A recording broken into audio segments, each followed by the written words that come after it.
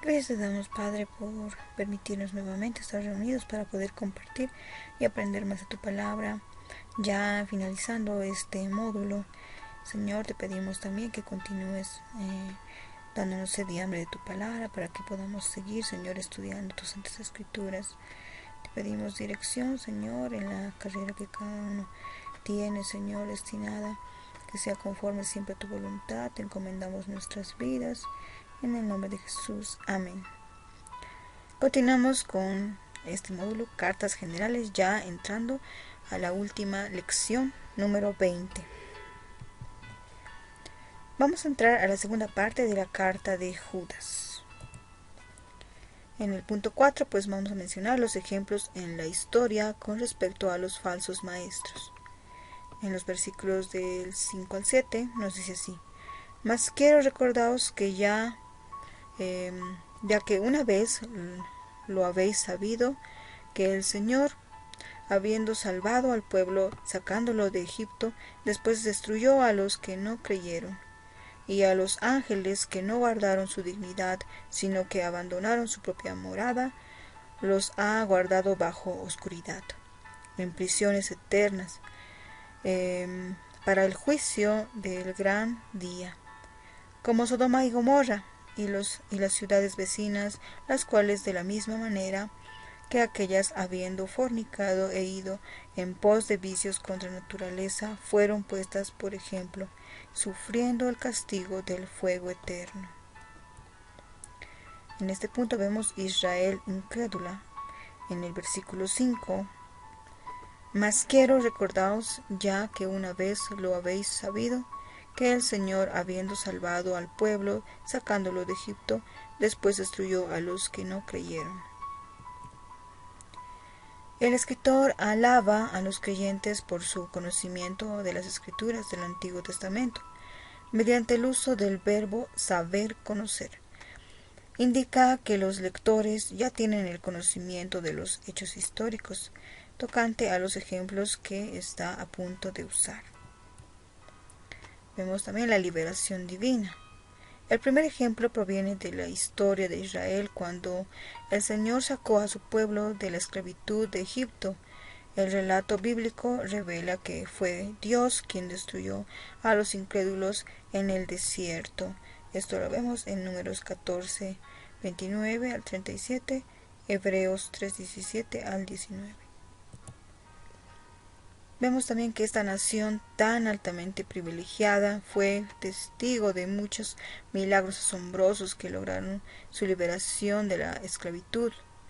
Pero aún así esta gente se rehusó a confiar en el liderazgo visible de Dios, y por rechazar la dirección que Dios les ofrecía, sufrieron la ira de Dios. Vemos también acá en este punto los ángeles malos. A los ángeles que no guardaron su dignidad, sino que abandonaron su propia morada, los ha guardado bajo oscuridad, en prisiones eternas, para el juicio del gran día, ¿no? Esto lo encontramos en el versículo 6. El segundo ejemplo que da en esta carta es el ejemplo de rebelión que Judas usa, ¿no? Para ver en este caso a los ángeles. Dios ni siquiera perdonó, dice, a aquellas poderosas criaturas a las que había dado prisiones, no posesiones de poder, les había dado principados y también autoridad. No obstante, cuando estos ángeles se rebelaron contra él, Dios los castigó con la prisión. Estos ángeles residían en el esplendor celestial. Pero a causa de su rebelión, Dios los mandó a vivir en las tinieblas. Esto debido a su pecado, ya que no podía mantener sus dominios ni esferas de influencia, y por eso abandonaron su propio hogar. Hubo también un tiempo en que ejercieron autoridad, pero ahora son prisioneros, encadenados a la espera del día del juicio. Judas no aporta detalles acerca de la ubicación, de la jurisdicción o morada de estos ángeles. Solo se interesa en el tema de que Dios castiga a quienes se niegan a obedecerle. Los tiene guardados con cadenas eternas bajo oscuridad para el día del gran juicio. Aquí encontramos uno de los contrastes descriptivos de Judas. Los ángeles no mantuvieron su posición de autoridad, sino que Dios los tiene bajo oscuridad. No debemos pensar que este texto indica que todos los ángeles caídos están encerrados en un lugar determinado. Si ese fuera el caso, la tierra no estaría plagada de demonios. La imagen de Judas quiere comunicar lo que quiere comunicar es que los ángeles rebeldes están viviendo en la oscuridad espiritual y están encadenados a su sentencia de juicio divino de la cual nunca podrán escapar. También vemos el ejemplo que da acerca de Sodoma y Gomorra en el versículo 7. Como Sodoma y Gomorra y las ciudades vecinas, las cuales de la misma manera que aquellas, habiendo fornicado e ido en pos de vicios contra la naturaleza, fueron puestas por ejemplo, sufriendo el castigo del fuego eterno. En comparación, el tercer ejemplo de rebelión es el más vivido, ya que tanto en el Antiguo Testamento como en el Nuevo, las ciudades de Sodoma y Gomorra se destacan como símbolos de la inmoralidad y son conocidos también por su destrucción por fuego y azufre. Por tanto, cuando los hombres de Sodoma se interesaron por tener relaciones sexuales con varones, pervirtiendo el orden, ¿no? Creado para la relación normal, en otras palabras, los hombres de Sodoma no deseaban mujeres. Esto lo podemos ver en Génesis 19, 8 al 9. Al contrario, estos hombres exigían relaciones homosexuales con los hombres que estaban visitando a Lot. Las acciones de los sodomitas son la perversión. El castigo. Judas observa que los habitantes de Sodoma y Gomorra sirven como ejemplo de los que sufren el castigo del fuego eterno. La traducción literal del verbo servir es exponer a la vista del público. La evidencia del juicio de Dios sobre las ciudades de la llanura ha estado a la vista desde el día en que el fuego y el azufre destruyeron dicha zona. Vemos también otro punto importante dentro de esta lección, el juicio de los falsos maestros. En los versos 8 al 13, Miguel, Satanás, Caín, Balaam y Coré. En los versículos del 9 al 11 nos dice así: pero cuando el arcángel Miguel contendía con el diablo, disputando con él por el cuerpo de Moisés, no se atrevió a proferir juicio de maldición contra él, sino que dijo: el Señor te reprenda. Pero estos blasfeman de cuantas cosas no conocen, y en las que no por naturaleza conocen, se corrompen como animales irracionales. ¡Ay de ellos!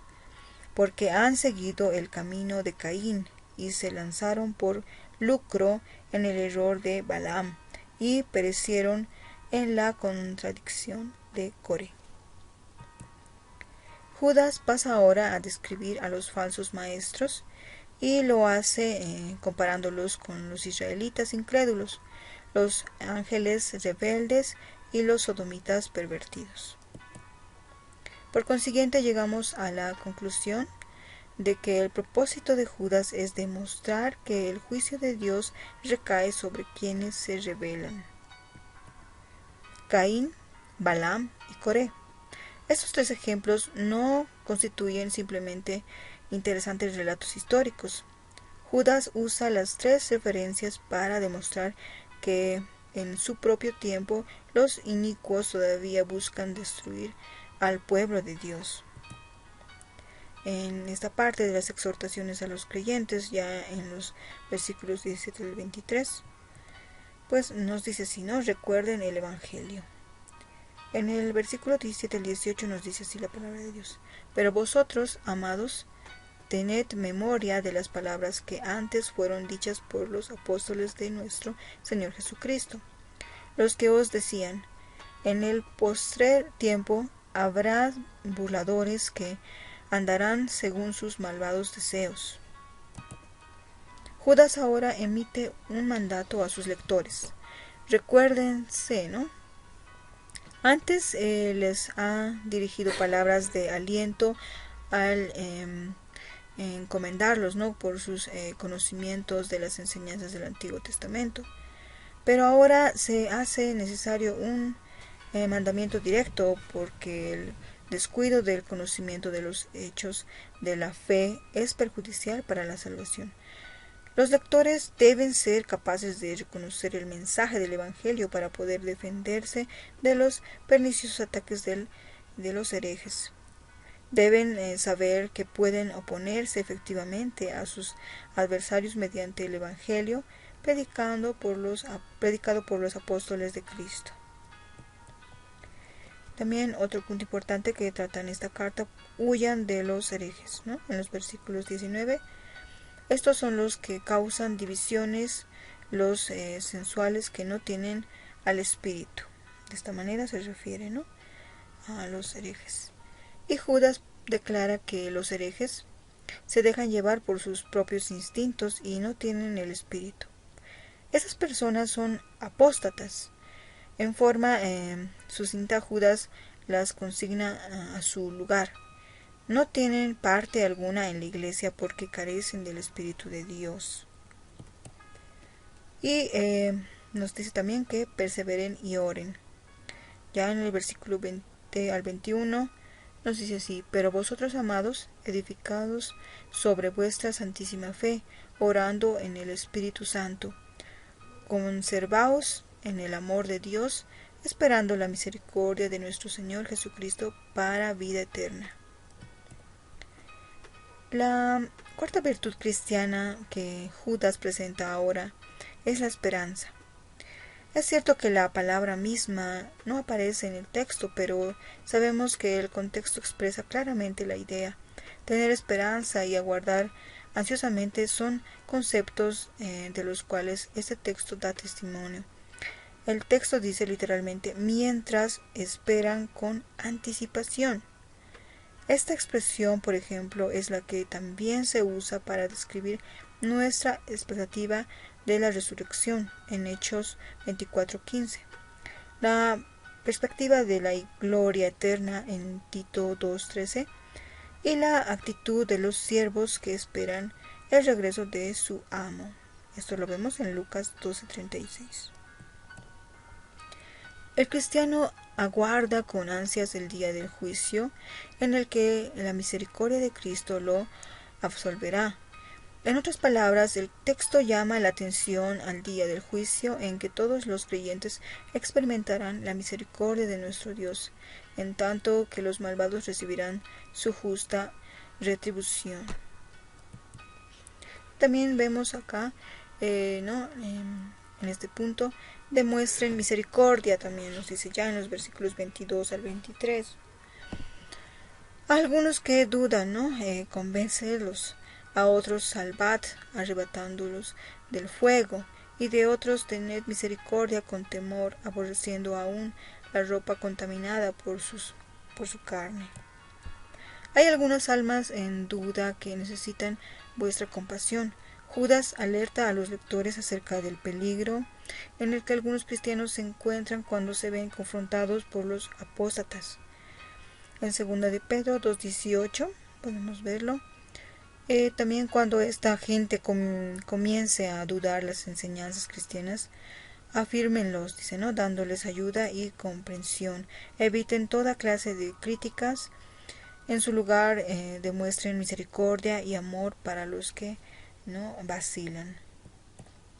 También nos muestra una doxología, y alabanza a Dios, ya en los últimos versículos del 24 al 25, y aquel que es poderoso para guardaros sin caída y presentaros sin mancha delante de su gloria con gran alegría al único y sabio Dios, nuestro Salvador, sea gloria y majestad, imperio y potencia, ahora y por todos los siglos. Amén. Al que puede guardarlos para que no caigan, la persona a quien esta expresión de alabanza es dirigida no es otra que Dios nuestro Salvador.